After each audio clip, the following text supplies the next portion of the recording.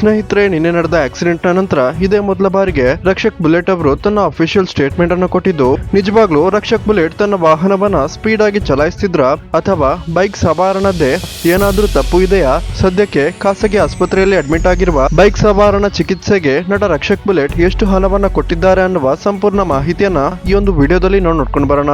ಅದಕ್ಕಿಂತ ಮುಂಚೆ ವೀಕ್ಷಕರೇ, ಯಾರೆಲ್ಲ ರಕ್ಷಕ್ ಬುಲೆಟ್ ಅವರ ತಂದೆ ಬುಲೆಟ್ ಪ್ರಕಾಶ್ ಅವರಿಗೆ ಒಂದು ಗೌರವ ಕೊಡೋದಕ್ಕೆ ಇಷ್ಟಪಡ್ತೀರಾ, ಈ ವಿಡಿಯೋಗೊಂದು ಲೈಕ್ ಮಾಡಿ ಮತ್ತು ನಿಮ್ಮ ಅನಿಸಿಕೆಯನ್ನ ಕಮೆಂಟ್ ಮಾಡಿ ತಿಳಿಸಿ. ವೀಕ್ಷಕರೇ, ನಟ ರಕ್ಷಕ್ ಬುಲೆಟ್ ನಿನ್ನೆ ನಡೆದ ಆಕ್ಸಿಡೆಂಟ್ ಬಗ್ಗೆ ಮೊದಲ ಸ್ಟೇಟ್ಮೆಂಟ್ ಅನ್ನು ಕೊಟ್ಟಿದ್ದು, ಬೈಕ್ ಸ್ಪೀಡ್ ಆಗಿ ಬಂದ ಕಾರಣ ಟರ್ನಿಂಗ್ ನಲ್ಲಿ ನನ್ನ ಕಾರ್ಗೆ ಬಂದು ಡಿಕ್ಕಿ ಹೊಡೆದಿದ್ದು, ಬೈಕ್ ಆಯತಪ್ಪಿ ಬಿದ್ದ ಕಾರಣ ಬೈಕ್ ಸವಾರನಿಗೆ ಗಂಭೀರವಾದ ಗಾಯಗಳಾಗಿದ್ದು, ಈಗಾಗಲೇ ಇದರ ಬಗ್ಗೆ ಎಫ್ಐಆರ್ ಕೂಡ ರಿಜಿಸ್ಟರ್ ಆಗಿದ್ದು, ಖಾಸಗಿ ಆಸ್ಪತ್ರೆಯಲ್ಲಿ ಬೈಕ್ ಸವಾರ ಚಿಕಿತ್ಸೆಯನ್ನ ಪಡೆಯುತ್ತಿದ್ದು, ಒಂದು ವೇಳೆ ಇದರಲ್ಲಿ ನಿಜವಾಗ್ಲೂ ನನ್ನದು ತಪ್ಪು ಇದೆ ಅಂತ ಆದ್ರೆ ದಯವಿಟ್ಟು ಪೊಲೀಸರು ನನ್ನ ಕಾರ್ನ ಸ್ಪೀಡೋಮೀಟರ್ ಸೆನ್ಸರ್ ಅನ್ನ ಚೆಕ್ ಮಾಡ್ಲಿ, ನಾನು ಸ್ಪೀಡ್ ಆಗಿ ಕಾರನ್ನ ಚಲಾಯಿಸಿದ್ದಲ್ಲಿ ನನ್ನ ಲೈಸೆನ್ಸ್ ಅನ್ನೇ ಕ್ಯಾನ್ಸಲ್ ಮಾಡಿಸಲಿ ಅಂತ ರಕ್ಷಕ್ ಬುಲೆಟ್ ಹೇಳಿಕೆಯನ್ನ ಕೊಟ್ಟಿದ್ದು, ಪಾಪ ಬೈಕ್ ಸವಾರನಿಗೆ ಗಂಭೀರವಾದ ಗಾಯಗಳಾಗಿದ್ದು, ಸದ್ಯಕ್ಕೆ ಅವರ ಚಿಕಿತ್ಸೆಗೆಂದು ನಾನು 1 ಲಕ್ಷ ರೂಪಾಯಿ ಹಣವನ್ನ ಕೊಟ್ಟಿದ್ದೇನೆ, ಇನ್ನು ಮುಂದೆಯೂ ಚಿಕಿತ್ಸೆಗೆ ಹಣವನ್ನ ಕೊಡುವ ಪ್ರಯತ್ನವನ್ನ ಮಾಡ್ತೀನಿ ಅಂತ ರಕ್ಷಕ್ ಬುಲೆಟ್ ಹೇಳಿಕೆಯನ್ನ ಕೊಟ್ಟಿದ್ದು, ನಿಮ್ಗೆ ಇದರ ಬಗ್ಗೆ ಏನ್ ಅನಿಸುತ್ತೆ ಅನ್ನೋದನ್ನ ದಯವಿಟ್ಟು ಕಮೆಂಟ್ ಮಾಡಿ ತಿಳಿಸಿ.